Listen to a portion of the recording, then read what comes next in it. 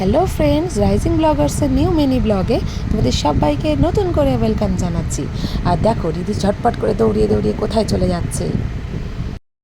Last মান্থে রিধির জন্মদিনের কেনাকাটার জন্য সাডেনলি আমরা বেরিয়ে গিয়েছিলাম একদিন। তো জন্মদিনের কেনাকাটা শেষে আমরা চলে গিয়েছিলাম চিনার পার্কের সিমলা বিরিয়ানি আউটলেটে। তো প্রথমত বিরিয়ানির দাম দেখে তো আমাদের চক্ষু চড়ক গাছ। দুপুরবেলা এত গরমের দিনে লাঞ্চ করতে গেছি, তো আর ফিরে আসলাম না। ঠিক আছে, যখন দাম বেশি একবার খেয়েই দেখি কেমন হবে, নিশ্চয়ই খুব ভালোই হবে। তো এই ছিল বিরিয়ানির কোয়ান্টিটি। একটা চিকেন স্পেশাল বিরিয়ানির দাম প্রায় 450 টাকার কাছাকাছি। তো জেনারেলি সমস্ত আচ্ছা আচ্ছা ব্র্যান্ডেড থেকে অনেক প্রাইস হাইক মনে হলো আমার। আর বিরিয়ানির যদি কোয়ালিটি বলতে হয় তো খুব মশলার ওভারডুনেস আমার মনে হয়েছে। আর বিরিয়ানির চিকেনের পিস যথেষ্ট ভালো ছিল।